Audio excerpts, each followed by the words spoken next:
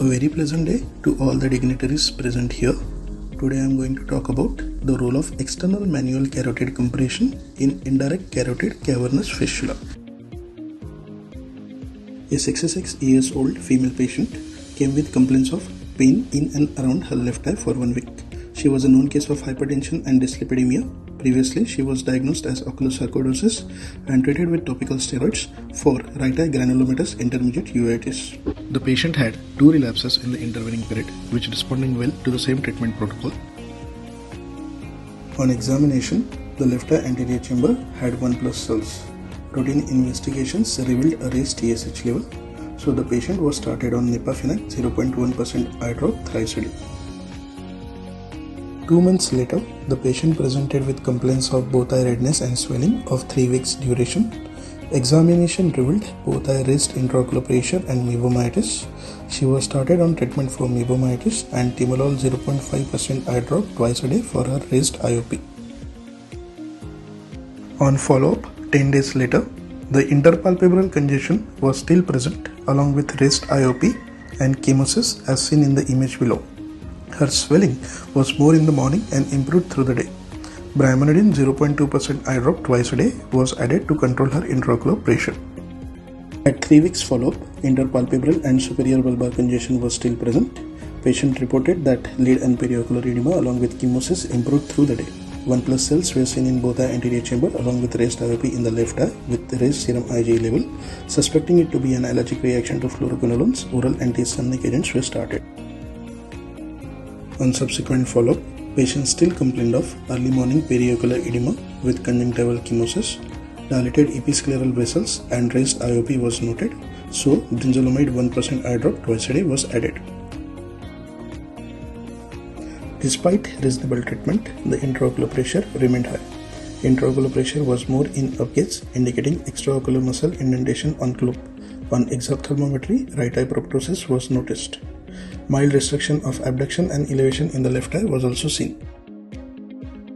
A review of signs and symptoms of the patient was done, and accordingly, thyroid eye disease and indirect carotid cavernous fistula were the 2 likely suspects.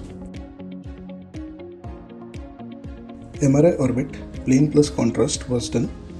A prominent flow void was seen on the right side in T1 and T2 weighted images.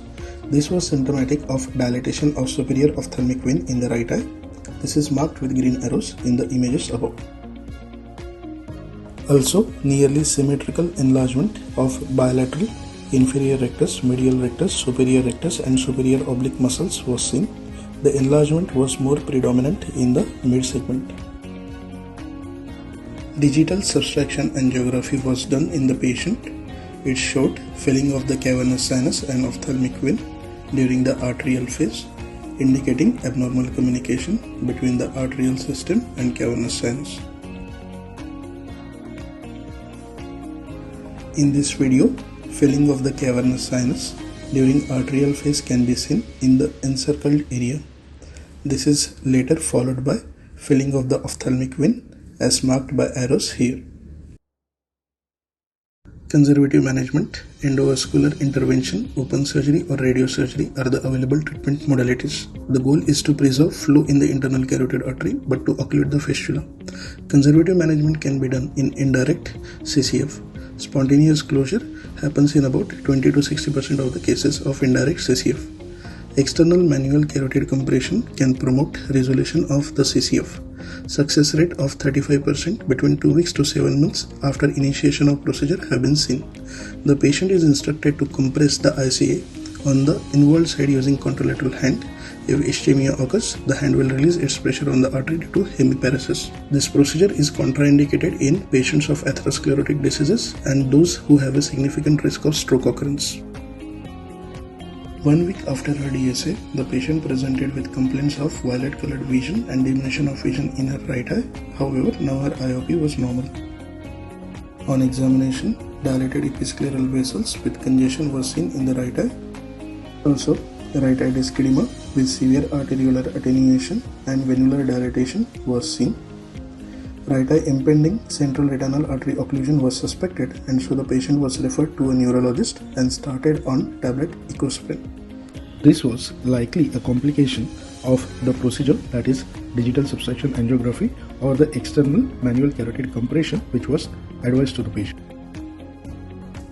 On 2 weeks follow-up, the patient's visual acuity had improved, the intraocular pressure was normal in both the eyes, and there was mild to no congestion in both the eyes. Resolution of the right eye disc edema with mild venous dilatation was seen. Thus, external manual carotid compression proved to be effective in dealing with proptosis and raised IOP secondary to indirect carotid cavernous fistula in this patient. Thank you and have a nice day.